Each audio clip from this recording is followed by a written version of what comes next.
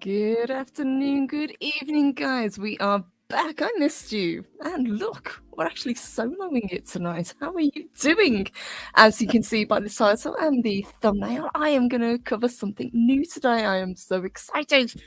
We don't get to cover anything new very often. So, before I dive into it and give you my thoughts on Guillermo del Toro's Cabinet of Curiosities, let's see who we have got. We've got author extraordinaire, Adega Outlaw, great to see you. We've got Brightest Day, hello. We've got the man himself, Salty Texas Sea, great to see you.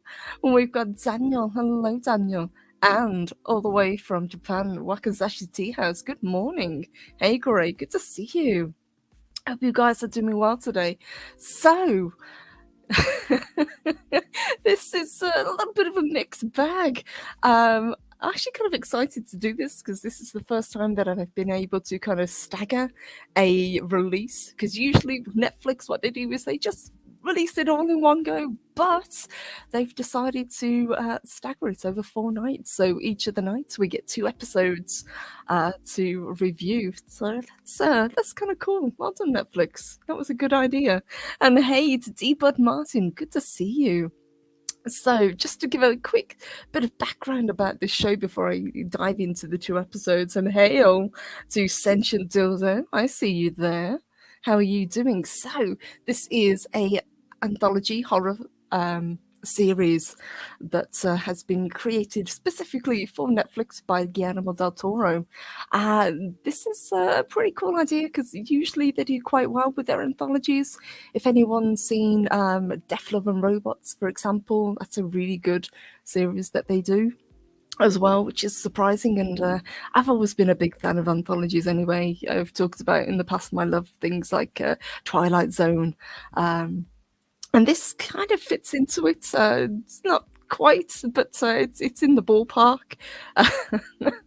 So some of these are, I think, 2 episodes have been co-written by Del Toro himself, and the first episode that I'm going to talk about tonight, which they opened with, is one of those that was actually written by him, but not directed by him.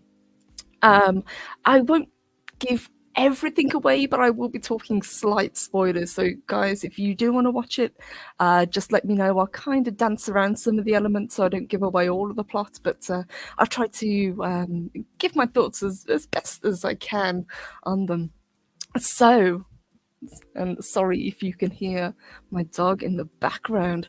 So the first episode that we had, and the one that was written by Del Toro himself, it's based on a short story that he wrote and directed by Guillermo Navarro, who has worked with Del Toro quite extensively. I believe he worked with him on Pan's Labyrinth, if I remember correctly. So and each of these directors that have taken one of the episodes has been handpicked by Del Toro himself. So we've got some really competent directors lending their eye to these episodes. So, as I said, the first episode is called Lot 36. kind of wish that this hadn't been the first episode because it really didn't sell me. Right off the bat, I'm going to say I did not like this episode. Not for the way it was shot or for the cast. They were fine. There's some interesting elements to it, but I'll get into that in just a little bit. So, it stars Tim Blake Nelson, who's actually a really great actor. He's one of those actors that you know him by what he looks like, but you can't kind of name him. But he plays Nick in this, and he's a kind of down on his luck ex Vietnam vet who is basically a gigantic asshole to absolutely everybody. He is a completely unsympathetic character, and this is one of my big gripes with this particular episode is you do not care one iota about the main character. You don't care what happens to him. You don't care if he wins, loses. It doesn't matter because he is completely unlikable. As the episode goes on, there's kind of like little glimmers of maybe he's just this guy who's been hard done by, but it's few and far between, and every time that you do see it, he immediately does something horrible to somebody or says something incredibly inappropriate, and you just go back to hating him. That's kind of funny. Nosferatu, hey, good to see you. He says, is Purple interviewing Del Toro? That would be incredible, but no, sadly, just a big fan of his. Always have been, from pretty much from Pan's Labyrinth. It's one of my favorite films. And hello to Jacob Ironside. Great to see you. Hey guys. And let me say a huge thank you to Salty Texas, who has sent us a super sticker, and it is, let me scroll up and see, it's a Shiba Inu grinning. Thank you so much, Salty. I really appreciate that. Grace says it sounds a bit like the first story from Twilight Zone movie. Very similar. It's in that very similar kind of idea, and I've noticed with the two first episodes, they're very similar to things that have gone before. I don't know whether that's meant to be or whether it's just paying an homage, as they say. But yeah. Let's see, we've got Jim the Viking. Hey, good to see you. Far too late to me, but I thought I'd say hi. Well, hi. I hope you get to watch on the replay at some point. It's great to see you. And Nosferatu, our favourite vampire. Pan's Labyrinth is great. It bugged me she chose to eat the grapes when all the other food was around. Yeah. She really did want those grapes, didn't she? Bless. I like Ophelia. She's a great character. And hey, to Scott Westbrook, great to see you. Thank you, guys. Great to see you. So, as I was saying, we've got this entirely unlikable character down on his luck, and what he does to make ends meet is he buys storage containers, storage lots that people have put their stuff in, and if they can't pay the bills or if they die, he then buys them, and whatever's in there he either sells or gets rid of just to kind of make ends meet. But he's kind of down on his luck. He's taken money from people that he really shouldn't probably have done. So he's very desperate to make a lot of money before people get kind of mad at him and make him disappear. Now, at that point, you'd probably think that maybe I could kind of feel for the guy, but he's got a hatred for absolutely everybody. Immigrants, African Americans, women, absolutely, he hates everybody. So you just do not care about this guy or his money troubles. Funnily enough, the most interesting part, and the part which I'd actually wished that they had kind of concentrated on, was a second character that they kind of introduced us to, but he's really just a side character to move the plot along. It's actually the owner of the storage unit. So it's this old guy who has this kind of weird ritual that he does every day. They see on the CCTV where he's taking this bag into the storage facility. He stays there for about an hour and then he leaves again with the bag that's empty. And he does this and has done this for decades, and they can't figure out what he's doing. And that's pretty much all that we know about him until later on in the episode, where he's given a little bit of a backstory, but his story is actually more interesting than our main protagonist's, which is kind of weird. So Nick gets the story chart. He manages to win it, I think, for about $400. He has no idea what's in it, but he hopes that there's something in there that he can make a quick turnaround on, and maybe antiques or jewelry or just anything to make ends meet to pay off this debt that he's in. Luckily for him, there is. He goes through it and he initially finds a kind of beat up candlestick, which he thinks maybe is worth something. But it's when he comes to this table, he realizes that he's got something special and he has to take it to a specialist. And it's a woman who kind of deals in antiques, and she tells him from the get go that this is a table that is no ordinary table. It's actually used to summon demons in a rite, and he's kind of fiddling around with the table and kind of pushing it, and he manages to find a secret compartment, and out pops these 3 books. At this point, that he gets very excited, and so does she. Now, she doesn't deal in this side of things, in the occult, so she calls in a friend to come. And as soon as he arrives, he gets incredibly excited to see this.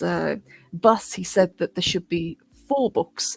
So if you can find the 4th book, he will offer him $300,000 for this set. And Nick's eyes light up. He's determined to go back and find this last book.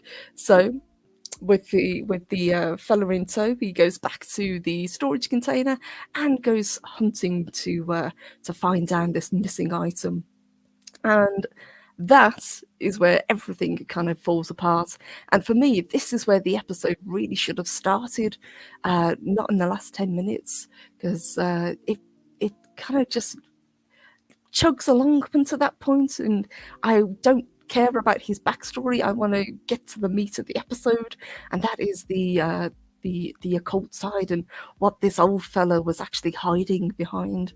And as the expert correctly says, it is to do with summoning a demon. Now, I won't go into too much detail as to what it was he summoned, but it was actually pretty effective looking. The one thing that I will say about both of these episodes is that they use both practical effects and CG, and they used it actually really well. I really liked the creature in both of these episodes, both very different, but both very effective. There were some kind of jump scares, not as many in this first episode, but what they did use very well was the use of light and darkness. There's a light in the storage facility that has to be constantly turned on a dial, and it ticks down. So when the dial gets back to 0, all the lights go off. And that comes into play later in the episode where he's running for his life, and ever so often he gets plunged into darkness and you can just hear this thing creeping up behind him. And that is kind of how the episode ends. Won't spoil it for you and say, but I kind of wish that there either had been a more satisfactory ending, or that it had been maybe 10 minutes longer, because the ending that we get really doesn't make a lot of sense. If you think about it in a bigger context. The one thing that these episodes do have is the underlying theme, it seems. So this one is karma, so kind of reaping what you sow, I guess, for both this and the second episode. And that's something that I've read goes throughout this series. Each of them has a recurring theme that they play on. Let's see what else you guys have got. Let's see if anyone's joined us. Hey, we've got Smilewell for me. Hello, honey. Great to see you. And Nosferatu, thank you, says, whenever Purple speaks, I feel compelled to go to a library with a leather-bound book and smoke a pipe. Thank you. Thank you very much. I can picture that. And that's a nice way to spend an afternoon or an evening. So for me, this was a kind of a letdown, I've got to admit. If I was going to give this episode out of 10, I'd probably give it a 5. I'm a huge fan of Del Toro, always have been. I think he's absolute genius when it comes to directing, but this story just fell flat for me. I think mainly it was because the character was so unlikable, and this is nothing against the actor. You know, he played him incredibly well. He really sold that this guy's an unlikable asshole who has it in for absolutely everybody and has no friends and has no interest in people on the whole. He just wants to kind of get through life as best he can and make some money and not be bothered by people.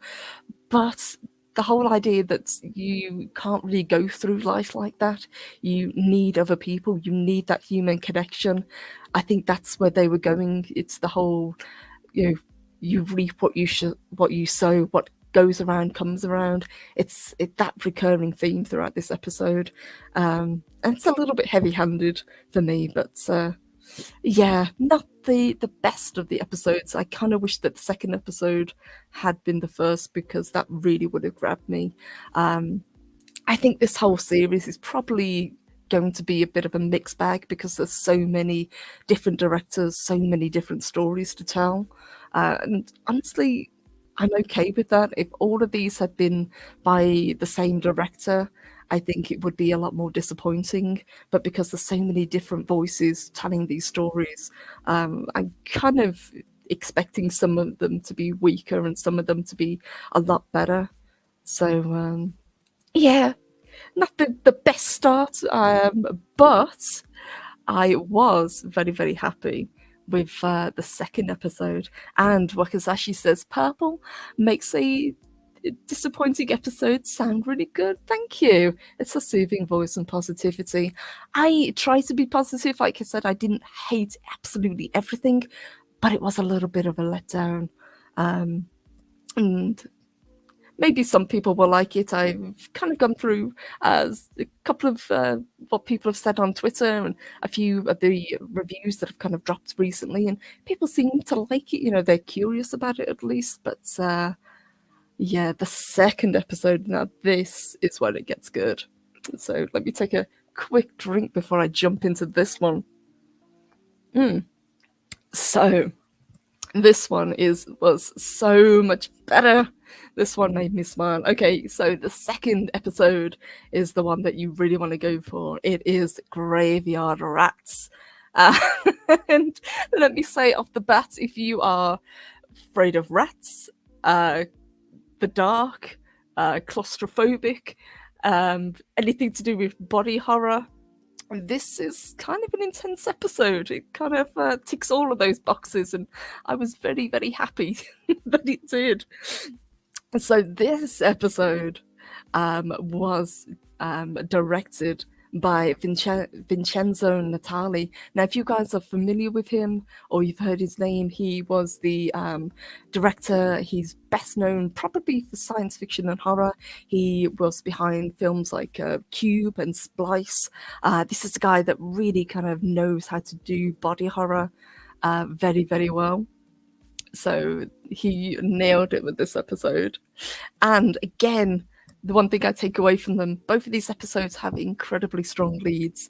The second episode, our lead is a gentleman by the name of Masson, and he's played by David Hewlett, who really kind of steals the show with this episode. Again, you can't really root for the character because he's not really likable, but he's also kind of charismatic, so you can't help but smile at his antics.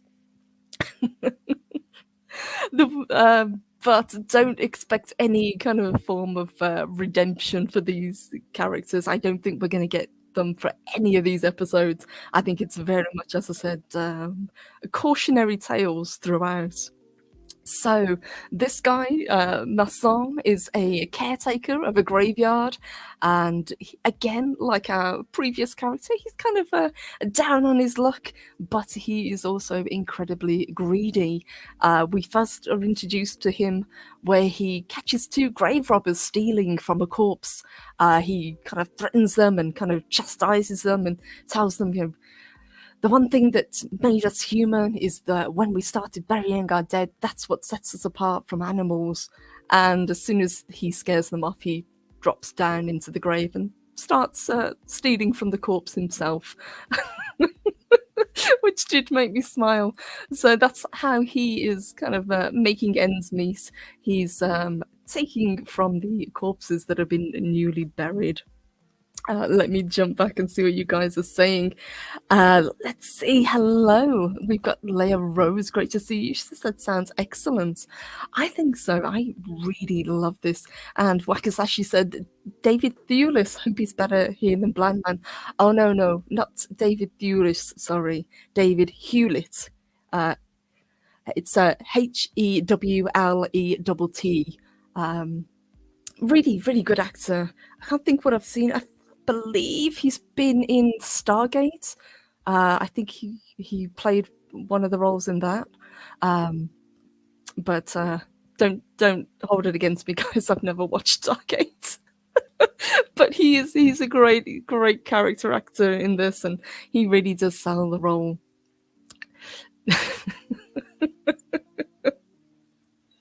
Let me. Wakasashi said episode sounds two sounds really good. It is definitely the stronger of the two episodes. And I was pretty impressed with it. So, as I said, this is based on actually by a short story.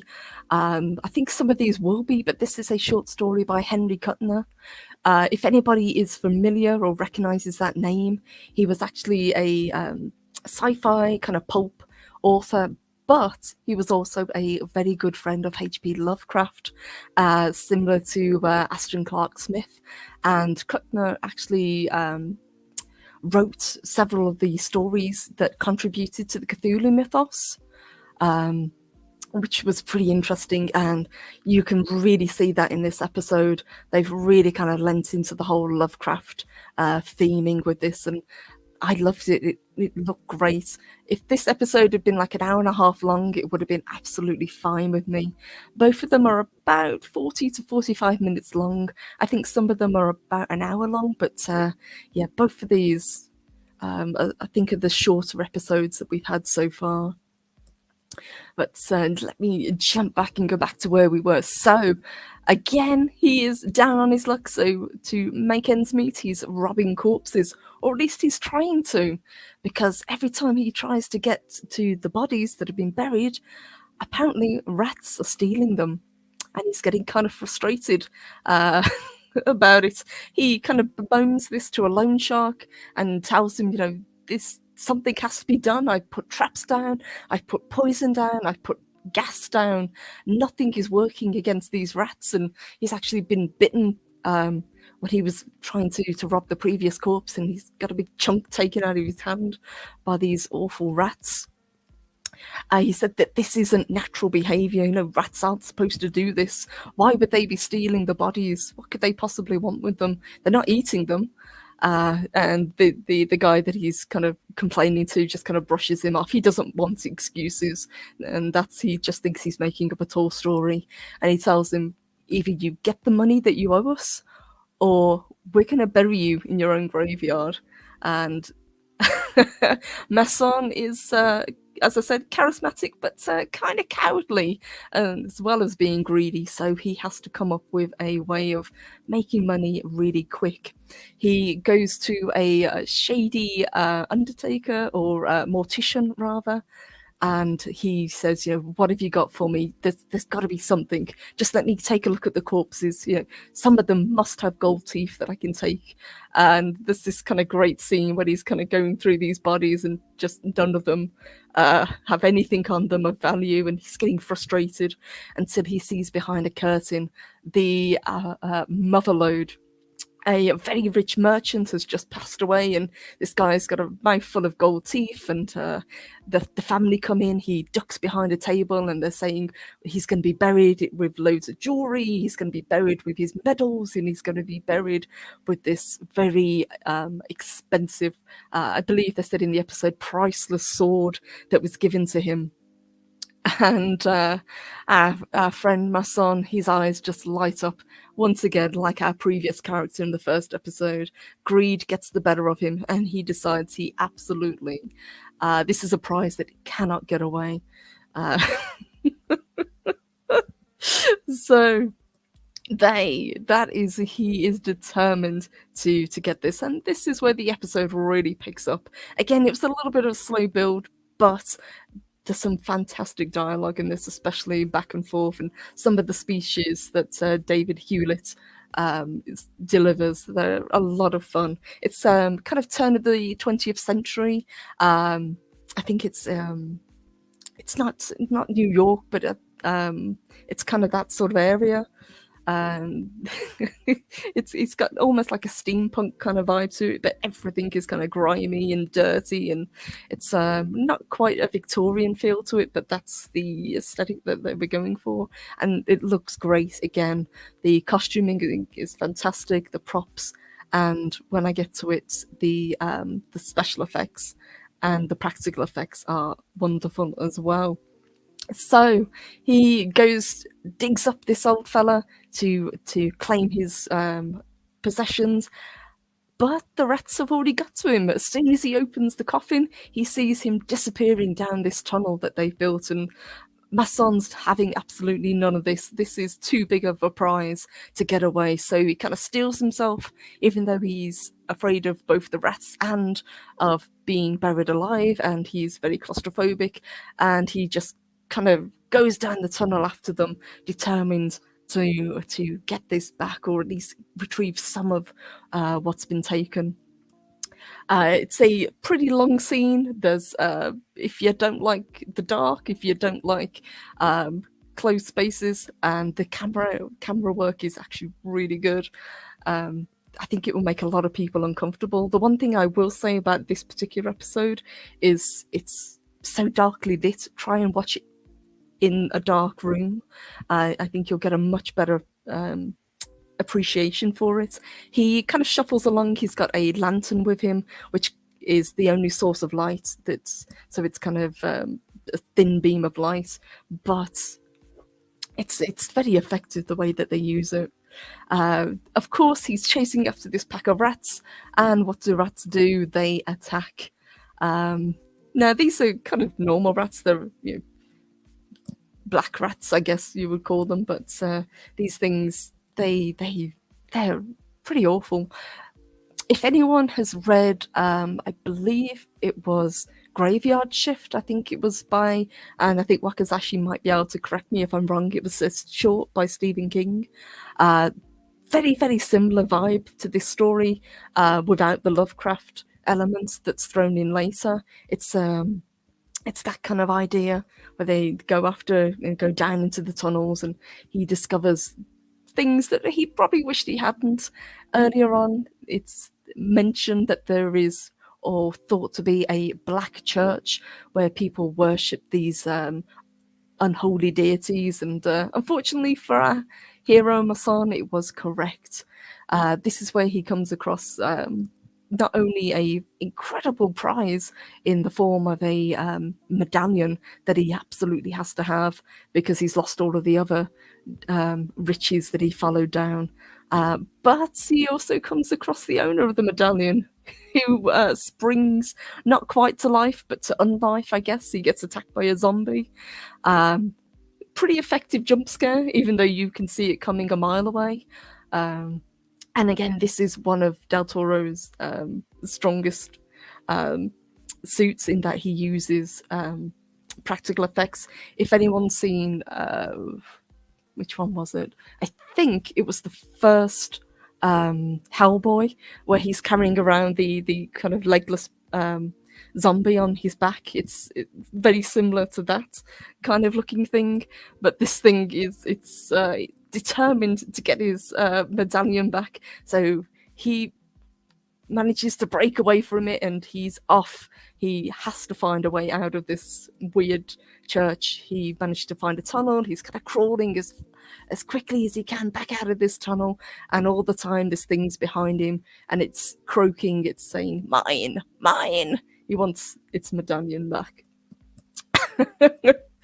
I wish I could say that that was the only thing that he has to contend with. I won't spoil it because there is something else even more unpleasant down there that our hero has to deal with. But again, this is one of those episodes that I wish was just slightly longer. We just needed that little bit more time. And when we do get to the end, it's kind of a abrupt ending. It's a lot more satisfying than the first episode. But I could have done with a little bit more. From what I've heard, and I haven't read the short story that it's based upon, it does deviate slightly with the whole beginning. So the book kind of picks up where he goes down the tunnel after the rats. Everything before that has been kind of added to kind of pad the episode out a little bit, but it works incredibly well. Let's see what you guys are saying. We have got Zachariah. Great to see you. We have got Pod Racing Palpatine. Good evening. Hello there. Well, because she said, Purple, you're making me want to reread James Herbert's classic horror story. Heck yes. Pod Racing Palpatine says the rats steal the bodies so they can pawn the jewelry. Could be. Very well could be. They're pretty clever rats, to be fair. Nosferatu says, Purple, do you watch anime? I don't, unfortunately. No, I don't. But if you guys have got any recommendations, I'm always looking for it. And I think pod racing, yeah, it's got to be my accent. It's not David Thewlis, it's David Hewlett is the actor. So apologies if I'm stumbling over that, guys. But David Thewlis is a fantastic actor, and in this, David Hewlett is awesome as well as Massan. And let me say hey and thank you to Sucker Dwarf 9. Thank you so very much. Great to see you. He sends us a $2 super chat. He says, hey all, I'm in Utah heading home. Nice. That is awesome. Drive safe. That is so cool. And Daniel, hey, he says that sounds wonderfully creepy. It is. It is. It's very effective, and they do use jump scares throughout this episode, but they're well timed. So even though a couple of them you can see coming, they still kind of they're still very effective. And Grace says, Graveyard Shift is a great early short story by Stephen King. I thought it was. I thought it was Graveyard Shift, and then I thought it was something else, but thank you. Yeah, I remember the film as well as the book, and it's very much in that kind of vein where he's having a one-man war against these probably a little bit too intelligent and maybe supernatural rats that he's having to deal with. But again, very similar to our first lead, it's very much a case of goes around, comes around, and his downfall in this is greed. So whereas the previous character's downfall was just not caring about people and not wanting to be a part of it, people, and not wanting to have people in his life or give a damn about anybody else but himself. It's very much in that vein. Nosferatu says, Purple, just expose me as an anime incel. No, not at all. I'm always looking for new things to watch. Oh my god. And Sentient Dildo says, let me grab that. And David Pulis is a terrible English football coach. You guys are crazy. Daniel, Purple, is there a connecting tissue between different stories, or are they entirely unique? From what I can tell, all of the stories are standalone, but with each of the 4 nights there is a connecting theme. So from what I can tell with this first 2 episodes, it's very much a case of you reap what you sow. Um, no, I'm not sure about the next couple of episodes, what their overarching theme will be, but each individual episode is a standalone story told by a different director and different writers as well. Great question, thank you. Um, let's see what else we've got. Let me see. But this episode, as I said, was probably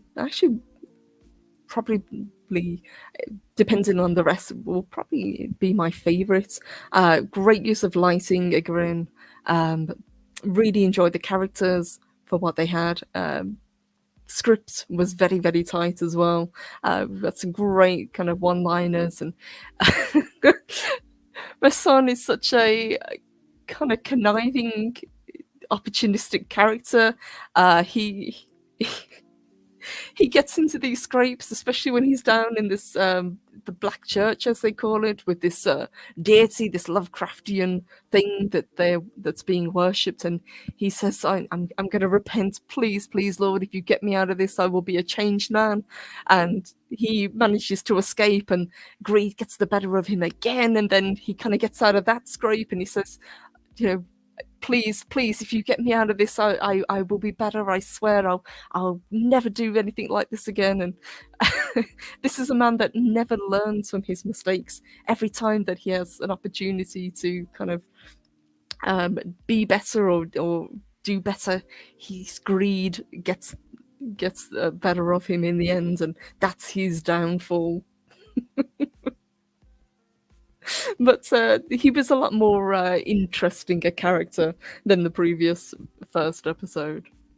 So even though he's not a nice character, you can't help but kind of like him because he's so charismatic. But I won't spoil the ending for you guys like the previous episode as well. But I think you will really enjoy it if you give them a go. I think the whole series is going to be a mixed bag. But this particular episode, the previous one, episode 1, I gave a 5 out of 10. This one, I'd actually give it an 8. I really, really enjoyed it. I thought that this was a really interesting concept. It wasn't overly long, it didn't drag. Could have done with maybe being slightly longer. I think 45 minutes, I think both of these were. Maybe that extra 10-15 minutes could have helped, but it's hard to say. But this one had a very satisfying ending, great cast, and great use of both practical and the CGI effects in this. And as I said, it kind of ticks all of the boxes when it comes to phobias and fears that people have, which incidentally I'll be covering on Wednesday Woo Woo, talking about phobias. Let me jump back and see what you guys are saying. Daniel, I'm really getting worked up to see this. I can't think of a quality horror series since Creepshow in the 80s. I was never a American Horror Story watcher. I did like American Horror Story. I've got to admit, some of the seasons were stronger than others. I thought the first 3 or 4 were probably the best. They kind of fell off later on, but I really enjoyed those. The closest I would say, if you think of it's kind of Hitchcock, I guess, the way that Del Toro introduces all of these episodes. It's not quite Twilight Zone, because whereas Rod Serling had that kind of wry sort of humor, Del Toro is very, very serious about this. Each one of these he talks about, and each one of them is clearly a cautionary tale. It's what you should not do, it's what you should not be as a person. So don't follow their example. And I like Del Toro. I think he's fantastic. Always enjoyed his work. And hey, we've got Man of War 665. Hayes, good to see you. I missed you. And Salty says, "Oop, it skips on me. Let me grab that." He said, "You said woo woo. I was summoned. Absolutely. Cannot wait to talk with Salty. Love getting to cover these topics on Wednesday and Saturday." Pod Racing says, "I have a phobia of Wednesdays, so I'll probably miss that show." Fair enough. But if I could recommend, maybe try facing that fear, perhaps. And Nosferatu says Hitchcock. Yes, you think of the way Hitchcock used to introduce. It's kind of in that vein, but there's none of the humor in that. Del Toro is very very serious about this, but I love the cabinet of curiosities that he has with him. I kind of it's this huge box that opens out, and he cranks a lever and it opens, and then some compartments open and little drawers pop out. It looks fantastic. Um, let's see. Pod Racing says, "I'll be here." Oh, thank you, honey. And Smile a while. Good timing there, Salty. Absolutely. Perfect. Dempsey, hey, good to see you. It says American Horror Story, 1 to 3, Murder House, Asylum, and Coven. 4 was okay-ish. I liked Freak Show, I've got to admit, but yeah, my favourites were Asylum and Coven. I thought those were really fantastic seasons.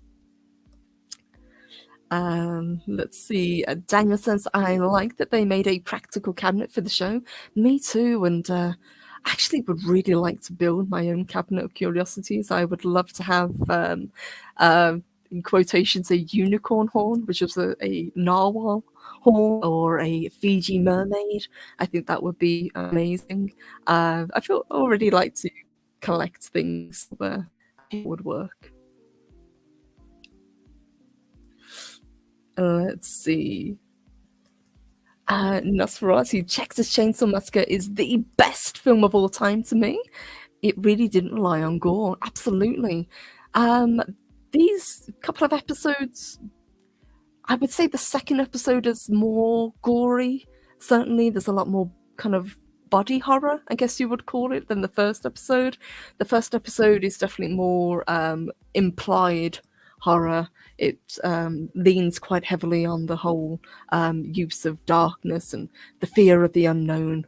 Whereas the second episode is very much in your face. You uncomfortably so in some cases. If you don't like rats, if you don't like tight spaces, if you don't like the dark, if you don't like a combination of all three, then this episode might make you squirm a little bit. But I agree, Texas Chainsaw Massacre is a fantastic film. Sentient dildo.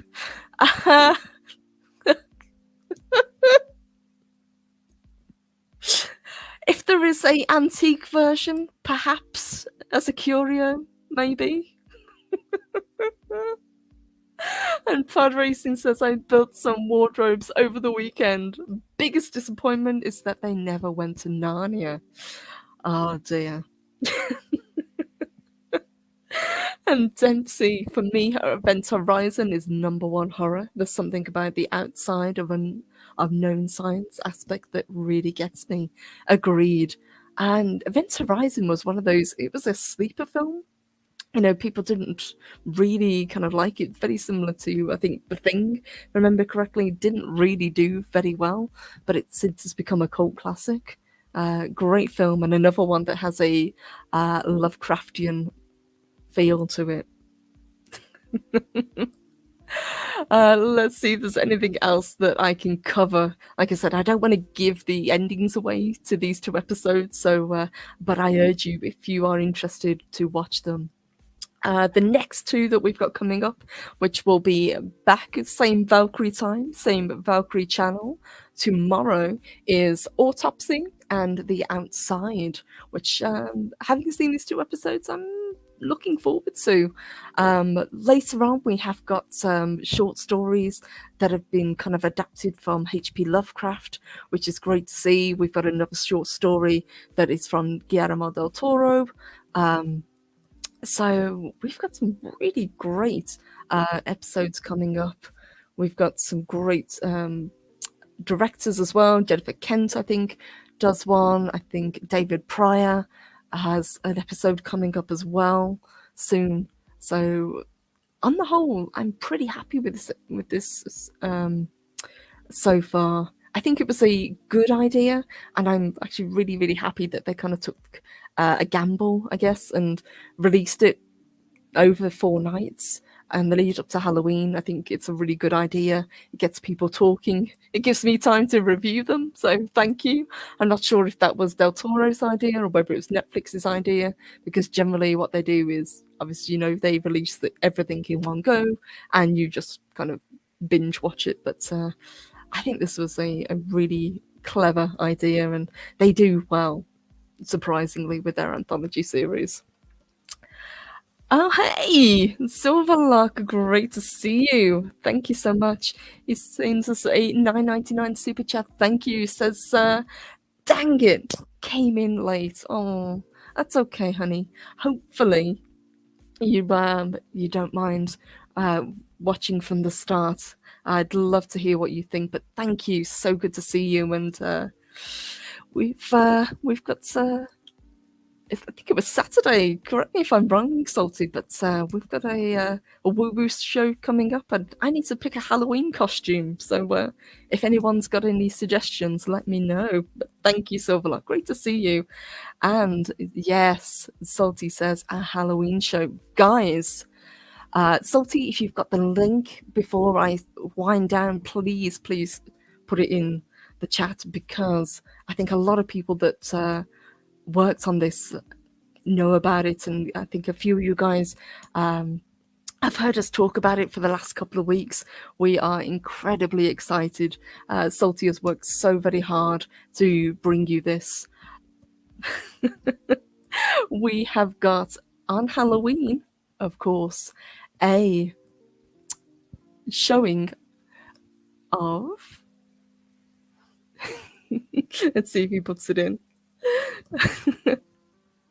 Dempsey says an actual Valkyrie costume, a vampire Valkyrie from a Dagger Outlaw. Okay. Let's see if he puts the link in. But if you've got it, that would be fantastic. It is War of the Worlds. We are very, very proud to bring this to you. I was very honoured to get to take part. There we go. So, guys, please check that out. I think you're really going to enjoy it. It was an absolute blast to get to do, and we cannot wait to hear what you think. So thank you, and thank you, Salty. Really appreciate that. Before I wrap up, what have we got coming up? As I said, we'll be covering the next few episodes over the next 4 nights. So I will be back tomorrow night as well. And we will also be back on Wednesday talking woo woo as always.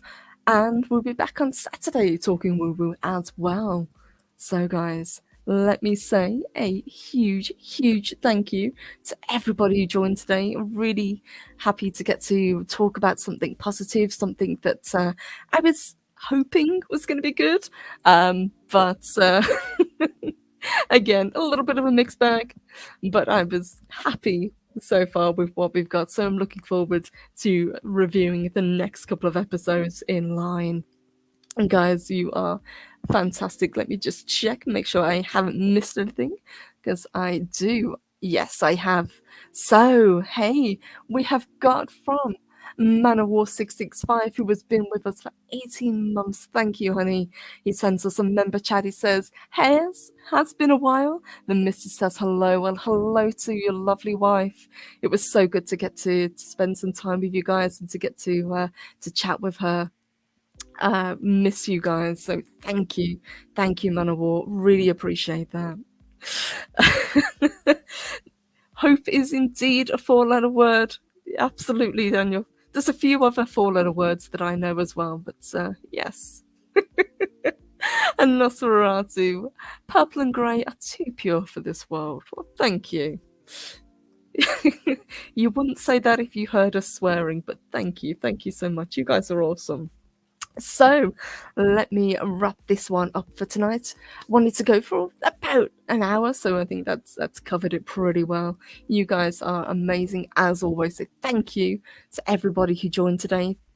Please hit that like if you enjoyed it, and let me know in the comments if you're planning to watch it or what you thought of it, because I'd love to chat about it with you guys as well.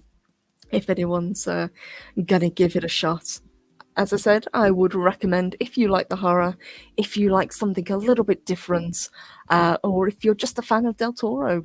Um, it's definitely got his kind of hallmark on it, which is really good to see. And I'm now, having seen this, kind of curious about his take on Pinocchio as well, which is going to be the stop motion film that's coming out soon. So thank you to everybody who joined. Thank you to everybody who sent super chats, who sent super stickers, who sent members chats. You guys are amazing as always. I will be back tomorrow evening to cover the next episode. So guys, have a fantastic night and I will see you again very, very soon. Thank you all. Take care.